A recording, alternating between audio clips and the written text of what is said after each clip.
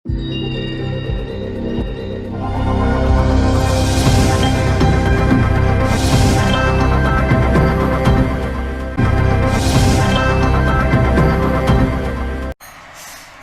ఇది national government are union government or central government. Central government అనకూడదు, union గవర్నమెంటే అనండి, యూనియన్ గవర్నమెంట్ అనాలి.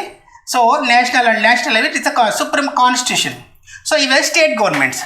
ఈ కాన్స్టిట్యూషన్ నుంచి ఏంటంటే powers distributed between the union government and the state government. కొన్ని పవర్స్ ఇట్లా ఉంటాయి, కొన్ని పవర్స్ ఇట్లా ఉంటాయి. సో ఎవరు డివైడ్ చేస్తున్నారు? కాన్స్టిట్యూషన్ నుంచే పవర్స్ డిస్ట్రిబ్యూట్ అయిపోతాయి. సెంట్రల్ గవర్నమెంట్ ఏం చేయాలి, స్టేట్ గవర్నమెంట్ ఏం చేయాలి. So according to the 7th schedule of the Indian constitution, the central government exercised 100 powers. 100 powers అంటే 100 అంశాలకి సంబంధించినటువంటి వాటిపై చట్టాలు చేసే అధికారం ఎవరికి ఉంటుందంటే నేషనల్ గవర్నమెంట్ ఆర్ యూనియన్ గవర్నమెంట్కి ఉంటుంది భారతదేశంలో. సో వీటికి ఏంటంటే 66 అంశాలకు సంబంధించినటువంటి వాటిల్లో చట్టాలు చేసుకునే అధికారం ఏంటంటే ప్రతి రాష్ట్ర ప్రభుత్వానికి ఉంటుంది. సో ఇవి దేని ద్వారా వచ్చినాయి అంటే అండి కాన్స్టిట్యూషన్ ద్వారానే డెరైవ్ అయ్యి వస్తాయి. సో ఇవి కాకుండా ఏంటంటే కొన్ని పవర్స్ ఉంటాయి. సో వాటిని ఏమంటారంటే కాంకరెంట్ లిస్ట్ అంటారు. కాంకరెంట్ లిస్ట్ ఏంటంటే ఉమ్మడి అంశాలు. సో ఉమ్మడి అంశాలు ఎన్ని ఉంటాయంటే 52 ఉన్నాయి. ఈ 52 ఉన్నటువంటి ఉమ్మడి అంశాలు ఏంటంటే అంటే ఇటు యూనియన్ అయినా చెందుతాయి, స్టేట్కైనా చెందుతాయి. అంటే ఈ 52 ఐటమ్స్ సంబంధించినటువంటి అంశాల్లో సో పోస్ట్ ఆఫీసు, తర్వాత అగ్రికల్చరు, ఎడ్యుకేషను, ఇవన్నీ ఇట్లాంటివి ఉంటాయి. సో ఇట్లాంటి విషయాల్లో కేంద్ర ప్రభుత్వమైన చట్టాలు చేయొచ్చు, రాష్ట్ర ప్రభుత్వమైన చట్టాలు చేయొచ్చు. సో కేంద్రమైన చట్టాలు చేయొచ్చు, రాష్ట్ర ప్రభుత్వమైన చట్టాలు చేయొచ్చు. అయితే ఒకే అంశం మీద కేంద్రం కానీ రాష్ట్రం కానీ చట్టం చేసినట్లయితే సో అల్టిమేట్గా కేంద్రం చేసే చట్టం మాత్రం ప్రిబైల్ అవుతుంది. అంటే కేంద్రం చేసినటువంటి చట్టమే చెల్లుతుంది, రాష్ట్రం చేసినటువంటి చట్టం చెల్లదు. ఏ విషయంలో? కాంకరెంట్ లిస్ట్ విషయంలో మాత్రమే. సో రిమైనింగ్ స్టేట్ లిస్ట్ విషయంలో మాత్రం స్టేట్ గవర్నమెంట్స్ ఎక్సర్సైజ్ చేసుకుంటాయి. సో యూనియన్ లిస్టులో చూసుకుంటే యూనియన్ గవర్నమెంటే చేస్తాయి. యూనియన్ గవర్నమెంట్ అంటే అక్కడ పార్లమెంట్. స్టేట్ గవర్నమెంట్ ఏంటంటే రెస్పెక్ట్ స్టేట్ అసెంబ్లీస్. అది సో ఇక్కడ సుప్రమసీ ఆఫ్ ద కాన్స్టిట్యూషన్. ఈ సుప్రమసీ ఆఫ్ ద కాన్స్టిట్యూషన్ ద్వారానే సో పవర్స్ అనేవి ఇద్దరి మధ్యన డివైడ్ చేయబడతాయి. ఎవరి పవర్స్ అనేవి వాళ్ళకి ఇవ్వబడతాయి. సో ఒకరి పవర్స్లో ఒకరు ఎన్క్రోచ్ అవ్వడానికి ఉండదు. అదే అండ్ ఎంత సో ఎక్స్ట్రాడినరీ కండిషన్లు ఏంటంటే ఈ స్టేట్కి సంబంధించిన ఐటమ్స్లో సెంట్రల్ గవర్నమెంట్ కూడా చట్టాలు చేస్తుంది. అది ఎప్పుడైనా తర్వాత చూద్దాం. సో నెక్స్ట్ ఇంకా బైకామరల్ లెజిస్లేటివ్ సిస్టమ్ అంటాం. సో బైకామరల్ లెజిస్లేటివ్ సిస్టమ్ అంటే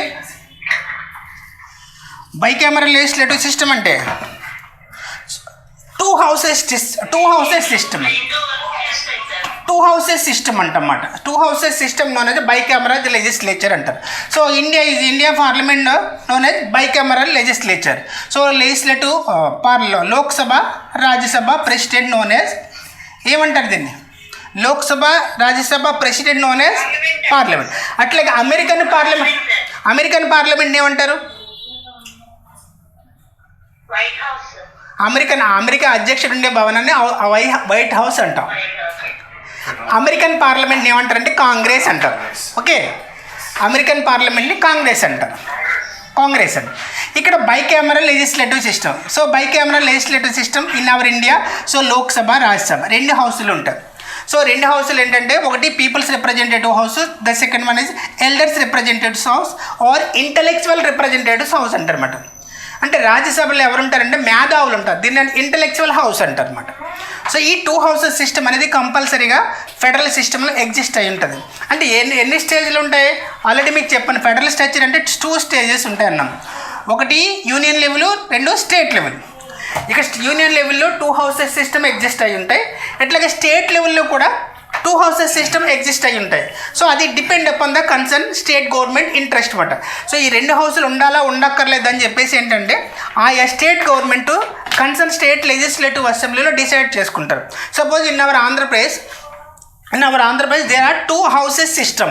One is legislative assembly, the other one is legislative council. అట్లాగే తమిళనాడులో ఓన్లీ 1 హౌస్, లెజిస్లేటివ్ అసెంబ్లీ ఒకటే. అట్లాగే 2 houses system, bicameral legislative system in the states ఎన్ని రాష్ట్రాల్లో ఉన్నాయంటే 7 రాష్ట్రాల్లో మాత్రమే ఈ బైకామరల్ లెజిస్లేచర్ అనేది స్టేట్ లెవెల్లో కూడా ఉన్నాయి. స్టేట్ లెవెల్లో 7 రాష్ట్రాల్లో ఉన్నాయి. ఒకటి ఏంటంటే తమిళనాడు, సారీ ఆంధ్రప్రదేశ్, తెలంగాణ, మహారాష్ట్ర, కర్ణాటక, బీహారు, ఉత్తరప్రదేశ్. తెలంగాణ, ఆంధ్రప్రదేశ్, కర్ణాటక, మహారాష్ట్ర, బీహార్, ఉత్తరప్రదేశ్. సో ఈ స్టేట్లో మాత్రమే 2 హౌసెస్ సిస్టమ్ అనేది. అంటే ఏంటంటే ఇండియన్ ఫెడరల్ ఫ్యూచర్కి సంబంధించినటువంటి ఫ్యూచర్ ఏంటంటే bicameral system, bicameral legislature system existed. So అదొకటి. తర్వాత ఇంకా డ్యూయల్ గవర్నమెంట్ అన్నాం. సో డ్యూయల్ గవర్నమెంట్ అంటే ఒకటి యూనియన్ గవర్నమెంట్, 2 స్టేట్ గవర్నమెంట్. 2 రకాలైనటువంటి ప్రభుత్వాలు ఉంటాయి. ఒకటి కేంద్ర ప్రభుత్వము, 2 రాష్ట్ర ప్రభుత్వం. అయితే ఇక్కడ మనకి కేంద్ర ప్రభుత్వం, రాష్ట్ర ప్రభుత్వం అంటాం. సో ఆర్టికల్ ఏంటంటే 52 to 151 ఇది కేంద్ర ప్రభుత్వము, 152 to 237 ఇది స్టేట్ గవర్నమెంట్ అంటున్నాం. సో ఇంకొకటి కూడా వచ్చింది, లోకల్ గవర్నమెంట్ అన్నాం. లోకల్ గవర్నమెంట్ విన్నారు కదా పేరు, లోకల్ గవర్నమెంట్ కూడా according to the 73-74 amendment act made by the Indian parliament in 1993. So ఈ లోకల్ గవర్నమెంట్ కూడా కాన్స్టిట్యూషనల్ స్టేటస్ ఇవ్వటం జరిగింది. సో 73, 74 రాజ్యాంగ సవరణ చేసి రాజ్యాంగానికి సో ఆర్టికల్ 243 అనే దాంట్లో కొన్ని ప్రొవిజన్స్ యాడ్ చేయడం జరిగింది. 243 నుంచి 243 వరకు కొన్ని ఆర్టికల్స్ యాడ్ చేయడం జరిగింది. సో దాంతో ఏంటంటే ఇంకొక గవర్నమెంట్ కూడా ఉంది. సో దాన్ని ఏమంటారంటే లోకల్ గవర్నమెంట్ అంటారు. సో ఆర్టికల్ 243 to 243 అంటారు. అంటే ABCD నుంచి మళ్ళీ వెనక్కి. అంటే ఇక్కడ మినిమం ఏంటంటే 2 types of government existed in the federal system. So India also adopted the concept of the dual government system. So ఈ డ్యూయల్ గవర్నమెంట్ సిస్టంలోనే పవర్స్ వీళ్ళకి వాళ్ళకి సెపరేట్గా డిస్ట్రిబ్యూట్ అవుతూ ఉంటాయి. సో ఇంకొకటి ఏంటంటే చూడండి ఇక్కడ రిటన్ కాన్స్టిట్యూషన్ అంటారు. సో రిటన్ కాన్స్టిట్యూషన్ అంటే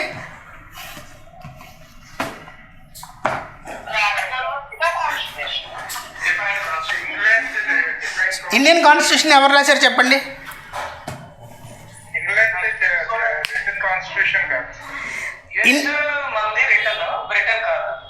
Britain is a unwritten constitution అంటాం. So they are followed the tradition and precedents of the concern court judgement. Britain government. ఇక్కడ ఇండియన్ కాన్స్టిట్యూషన్ ఎవరు రాశారు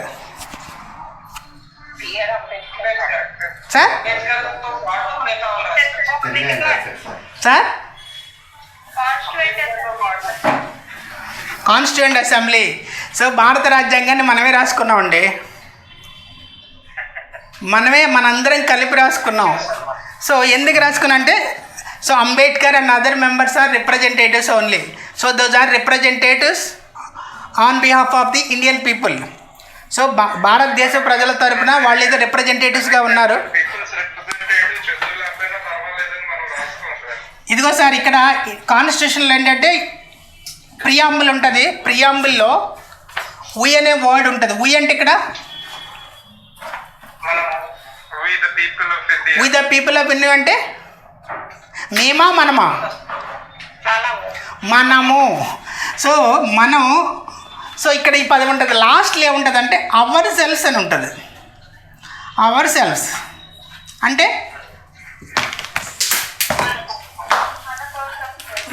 మనము సమర్పించుకుంటున్నామని ఉంటుంది ఇండెక్స్ ఏది ఇందులోని. So we the people of India having solemnly resolved the constitution అని చెప్పేసి స్టార్ట్ చేసి చివరిలో ఏంటంటే so 1950 January 26 our Indian constitution adopted ourselves అని ఏదో ఉంటుంది. అంటే ఈ ఇండియన్ కాన్స్టిట్యూషన్ అనేది మనం రాసుకున్నాము. అంటే మన తరపున అంబేద్కర్ గారు and 6 other members that drafting committee అంటారు. So drafting committee mainly concentrate on the constitution. So వాళ్ళందరూ రాశారు. దీన్ని రిటన్ కాన్స్టిట్యూషన్ అంటారు. అంటే ప్రతి ఫెడరల్ గవర్నమెంట్కి కూడా రిటన్ కాన్స్టిట్యూషన్ అనేది కంపల్సరీగా ఉంటుంది.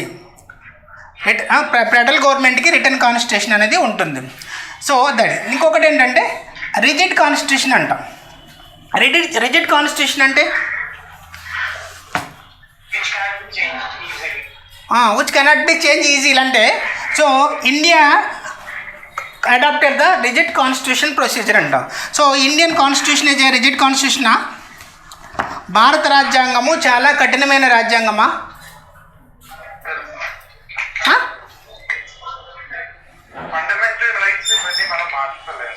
Yes yes That's a rigid part of it. Rigid part చూడండి ఎక్కడ. సో ఈ రిజిడ్ కాన్స్టిట్యూషన్ ఎందుకంటే అంటే రాజ్యాంగాన్ని మార్చుకునే అధికారాన్ని సో రాజ్యాంగం మనకు కల్పించింది according to article 368 of the Indian constitution. So there is a procedure known as amendment procedure. So amendment nothing but addition or deletion of the constitution. So that is known as 368 of the Indian constitution. So ఇందులో ఏమిటంటే 3 methods ఉంటాయి. So 3 methods ఉంటాయన్నమాట. అంటే amendment methods only ఏంటంటే simple majority amendment. So simple majority amendment ఏంటంటే suppose కొన్ని items ఉంటాయి అంతగా ఇంపార్టెన్స్ లేనటువంటి అంశాలు. సో వాటిని ఏంటంటే పార్లమెంట్లో సింపుల్ మెజారిటీ తోటి మార్చొచ్చు అన్నమాట. సో సింపుల్ మెజారిటీ అంటే ఎంత? సో సపోజ్ హౌస్లో లోక్సభలో 545 మెంబర్స్కి ఆ రోజు హౌస్లో 300 మంది అటెండ్ అయ్యారు. సో 300 మంది అటెండ్ అయితే అందులో మెజారిటీ ఎంత? 151, 50%. So 51% is a majority. అంటే 151 మంది ఒప్పుకున్నట్లయితే ఆటోమేటిక్గా బిల్ అక్కడ లోక్సభలో పాస్ అయిపోతుంది. రెగ్యులర్ ఎలక్షన్ అది తర్వాత రాజ్యసభలో కూడా అవుతుంది. సో వాటిని ఏమంటారంటే సింపుల్ మెజారిటీ అమెండ్మెంట్స్ అంటారు. అదొక మెథడ్. కొన్ని ఐటమ్స్ అది. ఇంకొక మెథడ్ ఏముంటుందంటే సో ఇంకొక మెథడ్ ఏంటంటే కొన్ని కఠినమైన అంశాలు ఉంటాయి. కఠినమైన అంశాలు అంటే mostly so those are related to the states and the union. అంటే కేంద్ర రాష్ట్రాలకు సంబంధించినటువంటి అంశాలు ఉంటాయి. సో వాటికి సంబంధించినటువంటి అంశాలు ఏంటంటే కాన్స్టిట్యూషన్లో ఏంటంటే మార్చాలనుకున్నా లేదంటే తీసేయాలనుకున్నా ఈ 368 ప్రకారంగానే పార్లమెంట్ చేయాలి. సో అట్లా చేసేటప్పుడు ఏంటంటే దీనికి ఒక ప్రొసీజర్ ఉంటుంది. దానికి ఏ ప్రొసీజర్ అంటే 2/3 మెజారిటీ ప్రొసీజర్ అంటారు. 2/3 మెజారిటీ ప్రొసీజర్ అంటారు. 2/3 మెజారిటీ అంటే సో లోక్సభలో ఎంతమంది ఉన్నారు? 545 మెంబర్స్ ఉన్నారు. ఈ 545 మెంబర్స్లో 2/3 మెంబర్స్ కంపల్సరీగా దాన్ని ఒప్పుకోవాలి.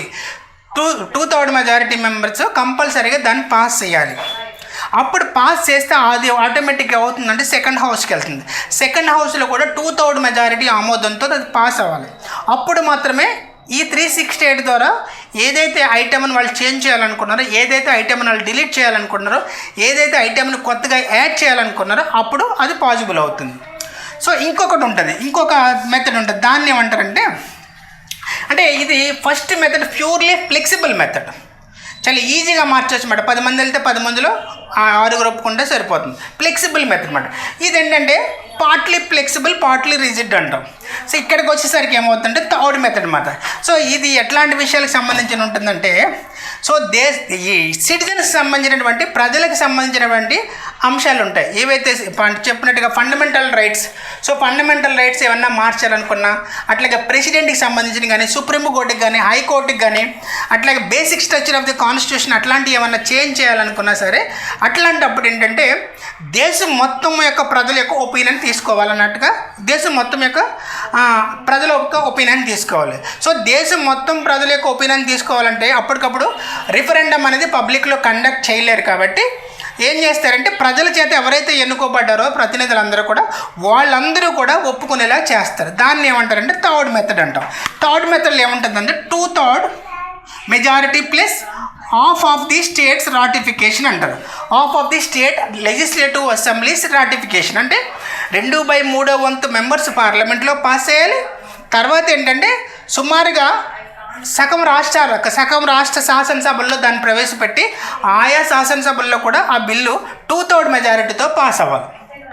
అట్లా పాస్ అవుతేనే దీన్ని ఇది అమెండ్మెంట్ కింద కన్సిడరేషన్లో తీసుకుంటారు. దీన్ని ఏమంటారు? రిజిడ్ మెథడ్ అంటన్నమాట. రిజిడ్ మెథడ్ అంటే ఇది చేయడం చాలా చాలా కష్టం. సో ఎందుకంటే సెంట్రల్లో ఒక గవర్నమెంట్ ఉంటుంది, స్టేట్లో డిఫరెంట్ గవర్నమెంట్స్ ఉంటాయి. కంపల్సరీగా central suppose for example BJP government మొన్న జిఎస్టీ బిల్ చేసింది. సో జిఎస్టీ బిల్లు ఇంట్రడ్యూస్ చేసినప్పుడు అది థర్డ్ మెథడ్లో చేయాలి. థర్డ్ మెథడ్లో చేసినప్పుడు ఏంటంటే కంపల్సరీగా పార్లమెంట్లో వాళ్ళకే మెజారిటీ ఉంది కాబట్టి ఒప్పుకున్నారు. సో రాజ్యసభలో వాళ్ళకి తక్కువ మెజారిటీ ఉన్నప్పటికీ కూడా మిగతా మిత్రపక్షాలన్నింటిని ఒప్పించి అక్కడ కూడా మెజారిటీ సాధించారు, పాస్ అయింది. స్టేట్స్కి వచ్చింది. స్టేట్స్కి వస్తే సుమారుగా ఏంటంటే 15 నెలలు స్టేట్స్ మధ్యనే తిరిగింది ఆ బిల్లు. ఎందుకంటే వాళ్ళకి సుమారుగా 15 రాష్ట్రాల్లో బీజేపీ ప్రభుత్వాలు అధికారంలో లేవు. సో వెస్ట్ బెంగాల్ కానీ, తమిళనాడు కానీ, తర్వాత తెలంగాణ కానీ ఇవన్నీ ఏం చేసినంటే మహారాష్ట్ర కానీ ఇవన్నీ కూడా జిఎస్టీ బిల్లు మొదట ఆమోదించలేదు. సో తర్వాత ఏంటంటే బీజేపీ ఛత్తీస్గఢ్, రాజస్థాను, గుజరాత్, మధ్యప్రదేశ్, నార్త్ ఈస్ట్లో హిమాచల్ ప్రదేశ్, జార్ఖండ్ ఇవన్నీ బీజేపీ పార్టీ అధికారం ఉన్నటువంటి states.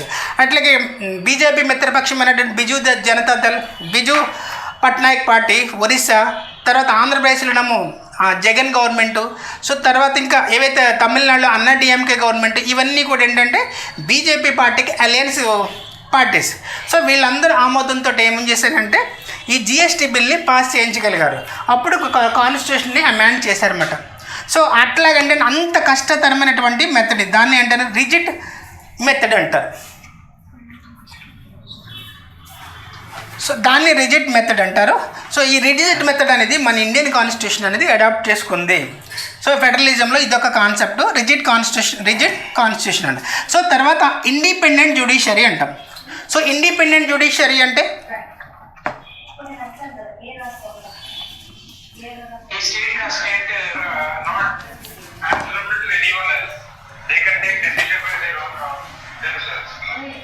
I am asking about independent judiciary.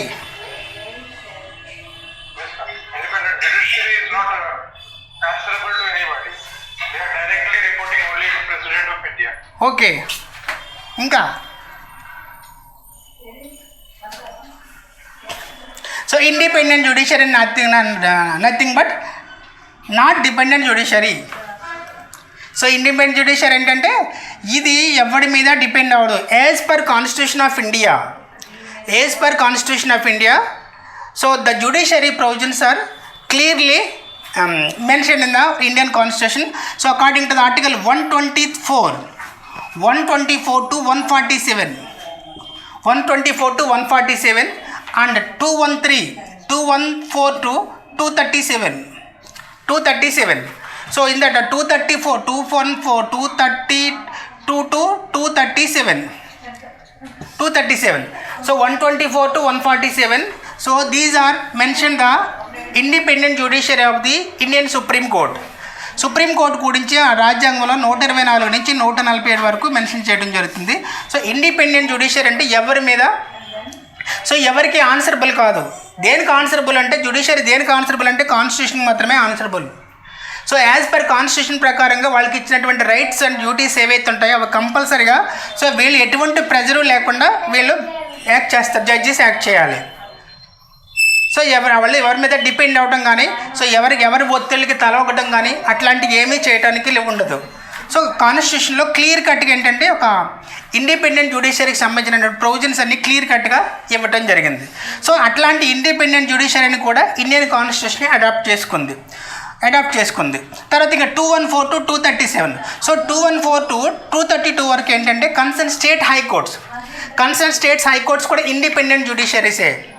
A state government అయినా ఎవరైనా పొలిటికల్ లీడర్ ఇన్ఫ్లుయెన్స్ చేస్తే దానికి ఇన్ఫ్లుయెన్స్ అవ్వకూడదు కూడా. అట్లాంటి ఇండిపెండెంట్ జ్యుడిషియరీ సిస్టమ్ అనేది ఇండియన్ కాన్స్టిట్యూషన్ అడాప్ట్ చేసుకుంది. ఆర్టికల్ 232 to 237 ఏంటంటే district courts and local courts. So district courts and local courts also act as a independent. So ఇవి కూడా ఏంటంటే ఇండిపెండెంట్గానే ఉండాలి. సో ఎవరి ప్రలోభాలు కానీ ప్రెజర్స్కి కానీ సో రెడ్ టేపిజం అంటారు. అమెరికాలో వాడు ఏంటంటే red tapism. So red tapism అంటే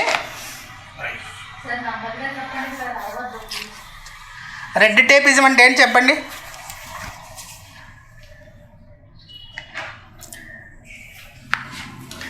రెడ్ టేపిజం అంటే సో అమెరికాలో ఎట్లా ఉంటుందంటే అమెరికా ఇప్పుడు కొత్త అధ్యక్షుడు జోన్ బైడెన్ వచ్చారు కదా. సో బైడెన్ వచ్చినప్పుడు ఏంటంటే వాళ్ళకి కావాల్సిన వాళ్ళందరినీ మంత్రిమండలిలోకి తీసుకుంటాడు. వాళ్ళని సెక్రటరీ ఆఫ్ స్టేట్స్ అంటారు. అట్లా తీసుకున్నది ఏంటంటే వాళ్ళకి సంబంధించినటువంటి వర్క్ ఏదైనా చేయాలని అనుకుంటే వాళ్ళ పార్టీ వాళ్ళకి సంబంధించిన వర్క్ చేయాలనుకుంటే ఏంటంటే సో మనకి ఫైల్స్ ఉంటాయి కదా, ఫైలింగ్ ఉంటుంది కదా. ఆ ఫైలింగ్లు ఏంటంటే ఫైలింగ్స్ హైరార్కీ ద్వారా కింద నుంచి అలా పైకి వస్తూ ఉంటాయి. వచ్చినప్పుడు ఏమవుతుందంటే ఆ ఫైల్కి టేప్ ఉంటుంది కదా పైన, దానికి ఏంటంటే రెడ్ కవర్తో టేప్ వస్తుంది. సో రెడ్ కవర్తో కనుక టేప్ వచ్చిందంటే అది కంపల్సరీగా ఏంటంటే లాబియింగ్ ఫైల్. లాబింగ్ ఫైల్ అదేంటంటే ప్రతి ఒక్కరికి తెలిసిన సత్యమాట. లాబింగ్ ఫైల్ అన్నమాట. ఆ కంపల్సరీగా ఆ ఫైల్ కంపల్సరీగా చేసేయాలి రెడ్ కవర్తో కనుక వచ్చినట్లయితే. సో సెపరేట్గా నేను దానికి ఎవరు చెప్పరు దీన్ని చేయండి ఇది చేయండి అని చెప్పరు. అక్కడ ట్యాగ్ వేసారంటే చాలు. ఆ ట్యాగ్ వేస్తే ఆటోమేటిక్గా అది లాబింగ్ ఫైల్ కింద నుంచి వస్తుంది కాబట్టి కంపల్సరీగా ఫైల్ చేసి పంపించాలని అర్థం. అక్కడే ఈ రెడ్ టేపిజం అనే కాన్సెప్ట్ అనేది డెవలప్ అయింది. ఇక్కడ ఇండియాలో ఇండిపెండెంట్ జ్యుడిషియరీ అట్లాంటివి కుదరవు. సో జగన్మోహన్ రెడ్డి ఇప్పుడు ఆ అమరావతి కేసులో చాలా ఇబ్బంది పడుతున్నాడు. ఆ ఎలక్షన్ కమిషన్ కేసులో చాలా ఇబ్బంది పడుతున్నాడు. ఇబ్బంది పెట్టి ఎవరికైనా జడ్జికి ఫోన్ చేసి ఎందుకు నా మీద ఎలక్షన్ కమిషన్ అలా ఉసుగొలుపుతున్నారు మీరంతా, వాడు నన్ను ఏపించేస్తున్నాడు అని చెప్పేసి ఎవరికైనా ఫోన్ చేశాడు అనుకోండి, సో ఇమీడియట్గా అది పెద్ద అఫెన్స్ అవుతుంది. ఇమీడియట్గా చీఫ్ మినిస్టర్ని ఆ పొజిషన్ని దింపేయచ్చు. అట్లాంటి ప్రలోభాలకి లొంగే అవకాశమే లేదు. ఎందుకనంటే వాళ్ళకి కాన్స్టిట్యూషన్ అంత పవర్స్ ఇస్తుందన్నమాట. ఇంకొకటి కూడా వీళ్ళకి ఏంటంటే వీళ్ళ శాలరీస్ తగ్గించడం కానీ సుప్రీంకోర్టు హైకోర్టు జడ్జెస్ యొక్క శాలరీస్ తగ్గించడం కానీ చేయడానికి అసలే లేదు. శాలరీస్ ఎట్లాంటివి తగ్గించాలంటే ఇందాక చెప్పాను కదా మీకు 2/3 రిజిడ్ మెథడ్ అనేది వాడాలి. సుప్రీంకోర్టు హైకోర్టు జడ్జెస్ శాలరీస్ తగ్గించాలన్నా ఏదైనా చేయాలంటే 2/3 majority plus half of the state ratification చేసి చేయగలగాలి. అంత కష్టతరమైనటువంటి సిస్టమ్ ఉంటుంది. కాబట్టి ఏంటంటే Indian constitution adopted the independent judiciary system. అంటే ఎవరి మీద డిపెండ్ అవ్వకుండా ఇండివిజువల్గా వాళ్ళు పనిచేయాలి. ప్రాక్టికల్గా ఎలా చేస్తున్నారు అనేది మనకు తెలియదు. సో ఇది కాన్స్టిట్యూషన్ ప్రకారంగా ఉన్నటువంటి ప్రొవిజన్. ఇంకొకటి అంటే రెవెన్యూ షేరింగ్ అని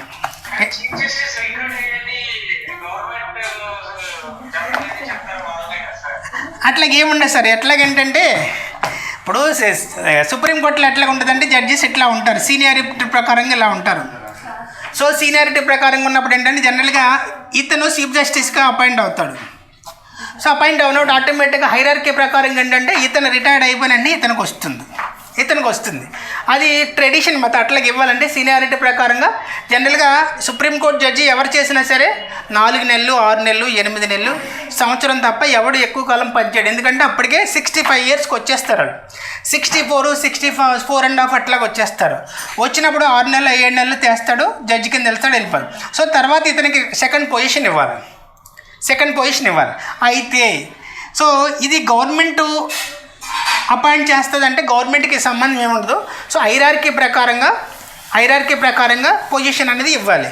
కానీ 1975లో ఏంటంటే సో ఇతనికి ఫస్ట్ అతనికి ఆల్రెడీ ఒక అతను జడ్జిగా చేస్తున్నాడు. సో అతను రిటైర్డ్ అయ్యాడు.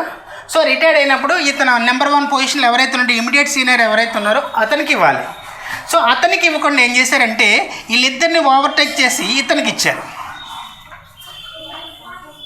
శ్రీమతి ఇందిరాగాంధీ ఏం చేసిందంటే ఇతనికి ఇచ్చారన్నమాట.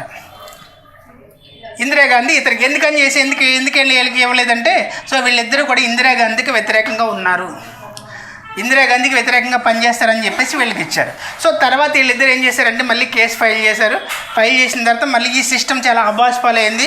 అట్లాగంటే ఈ జ్యుడిషియరీ సిస్టమ్ ఇండిపెండెంట్గా ఉండాలి కానీ డిపెండెంట్గా ఉండకూడదు. So Indira Gandhi independent జ్యుడిషియరీని dependent judiciary కింద చేసేస్తుంది అని చెప్పేసి చాలా విమర్శలు వచ్చినాయి. సో విమర్శలు వచ్చినప్పటికీ తర్వాత ఏమైందంటే ఇది మాత్రం పోయి ఇప్పుడు ఆర్డర్ ప్రకారంగా సీనియారిటీ ప్రకారంగానే చీఫ్ జస్టిస్ని అపాయింట్ చేస్తున్నారు. కానీ ఇప్పుడు జరుగుతున్నటువంటి పరిణామాల్లో ఇప్పుడున్నటువంటి పరిణామాల్లో నెక్స్ట్ చీఫ్ జస్టిస్ ఎవరంటే సో మన ఏపీకి చెందినటువంటి వ్యక్తి ఎన్వి రమణ అనే అతను చీఫ్ జస్టిస్ పోస్ట్లో ఉన్నాడు. అతను సుమారు 17 నెలల పాటు చీఫ్ జస్టిస్గా చేయడానికి అర్హుడుగా ఉన్నాడు. సో ఇమీడియట్ పొజిషన్ ఎన్వి రమణది. సో తర్వాత ఇంకొక నారిమన్ అనే ఒక అతను ఉన్నాడు, ఇంకొక అతను లతీఫ్ ఒక అతను ఉన్నాడు అనమాట. సో ఈ పర్సన్ ఎవరంటే అమిత్ షాకి సంబంధించినటువంటి పర్సనల్ లాయర్, తర్వాత జడ్జి అయ్యాడు. సో ఇప్పుడు ఆంధ్రప్రదేశ్ చీఫ్ మినిస్టర్ ద్వారా ఈ మొదటి పొజిషన్లో ఉన్నటువంటి వ్యక్తి మీద ఏంటంటే ఎలిగేషన్ తీసుకొచ్చారు. అంటే ఏదైనా ఎలిగేషన్స్ జడ్జి మీద ఉన్నట్లయితే అతన్ని పక్కన పెట్టి అతని తర్వాత ఉన్నవాడిని చీఫ్ జస్టిస్ని చేయొచ్చు. కాబట్టి ఏంటంటే ఎన్వి రమణ మీద కనుక ఎలిగేషన్ కనుక ప్రూవ్ అయితే సో ఎన్వి రమణని చీఫ్ జస్టిస్ కింద చేయరు. సో సెకండ్ పొజిషన్లో ఉన్నట్టు అతన్ని ఎవరైతే ఉన్నారో అతన్ని చీఫ్ జస్టిస్ అవుతాడు. ఇతను ఎన్ని నెలలు ఉంటాడంటే 2 నెలలే ఉంటాడు. సో ఇతను అయిపోయిన తర్వాత ఆటోమేటిక్గా అమిత్ షాకి సంబంధించినటువంటి వ్యక్తి చీఫ్ జస్టిస్ అవుతాడు. సో ఇది ఒక గేమ్ నడుస్తుంది ఇప్పుడు సెంట్రల్ గవర్నమెంట్లో. ఓకే, ఎన్వి రమణ మీద ఎలిగేషన్ ప్రూవ్ అయితేనే అతను తప్పుకోవడానికి అవుతుంది. అది ఓకే సార్. రమేష్ గారు ఇక్కడ చూడండి రెవెన్యూ షేరింగ్ అంటారు. రెవెన్యూ షేరింగ్ అంటే ఏంటంటే సో ఈ కాన్సెప్ట్ని కూడా ఇండియన్ గవర్నమెంట్ అడాప్ట్ చేసుకుంది. Revenue sharing between the union and the states. So union and the states అంటే చూడండి మీకు ట్యాక్స్ సిస్టమ్ వచ్చినప్పుడు ఏంటంటే ఇన్కమ్ ట్యాక్స్ అంటాం. So income tax, sale tax, customs tax, excise tax ఇవన్నీ ఉంటాయి.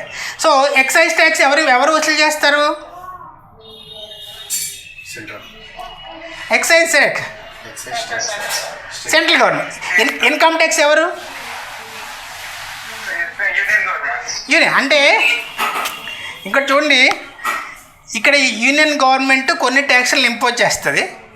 సో యూనియన్ గవర్నమెంట్ కలెక్ట్ చేస్తుంది. కలెక్ట్ చేసిన అమౌంట్ని మళ్ళీ ఏం చేస్తుంది అంటే షేరింగ్గా మళ్ళీ స్టేట్ గవర్నమెంట్కి ఇస్తుంది.